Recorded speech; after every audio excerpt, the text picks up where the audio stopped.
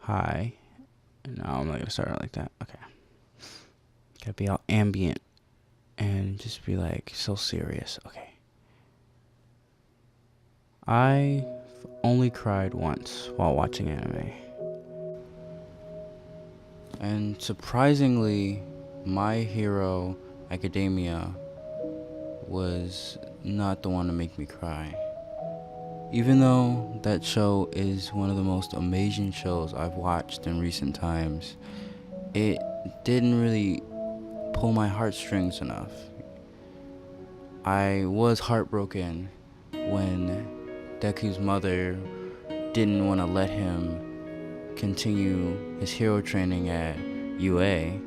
It was heart-wrenching, and I was immersed enough to feel for him because I know he really wants to be a hero. And even with All Might's final attack, it really hit home, but it wasn't enough to bring tears to my eyes, you know? And for anyone who's living under a rock who doesn't know what My Hero Academia is, My Hero Academia, or Boku no Hero, is a anime centered around superheroes. Like the Marvel Universe in a anime, essentially. And everybody has quirks instead of powers. There's just different conventions and names. But it's essentially a superhero world in an anime. And our main character, he starts off as a powerless or quirkless person, and he gets powers from one of the most powerful heroes, and it's his story, his origin story, essentially. And it's a great show. I love everything about it.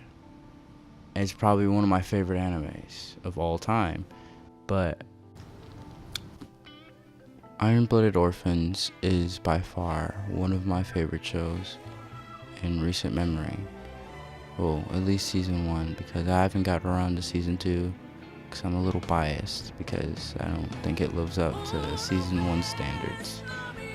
But Iron Blooded Orphans season 1 is the greatest introduction to a political fighting mecha anime, right? And the different aspects to it are amazing, and I love that show for all the character development and all the jokes and everything. It's a beautiful show, and I recommend it to anyone. And most might say mecha anime, they're not good or they look bad. It's just, if you were to get over the bias of mecha, this would be one of the best, because it's not like your regular mecha, you know? It's like fighting based for the most part. The main character has no gun. Maybe like 2 episodes he has a gun, but besides that, he barely has any ammo, and he has to like fight through everyone with things in his environment, swords, lances, and it's just, the combat is one of the best I've seen. But that's not what I'm here for. I'm here for the emotion, and the emotion of that show was conveyed through the characters and how they started their development. But immersion is everything, and once you get that down, then you just play the heartstrings. But if they're not immersed, then the heartstrings will never get the chance to be played. And I feel like that's a big part of what a lot of animes miss, is the immersion, because I may be immersed in the world, but I'm not immersed into the story, you feel me? And I will love the world. Like another anime that I recently seen is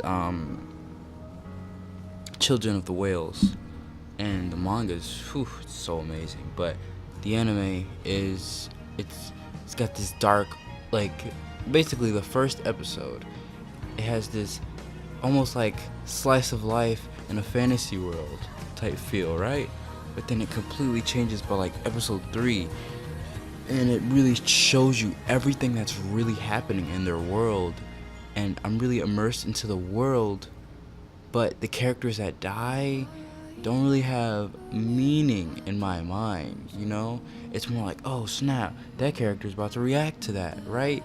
And I feel like if you give me immersed into a character, and I know their motivations, I know why they're doing things, and I'm worried about them, or this battle's intense and I'm really into it, trying to like watch it, trying to make sure everybody's straight, and you're just like on the edge of your seat, like ooh, then you play heartstrings. You have, the immersion is like the portal to the heartstrings, because if you, I'm not gonna repeat myself all day. That's the only thing that really matters, in my opinion, for when it comes down to the emotion when you watch anime.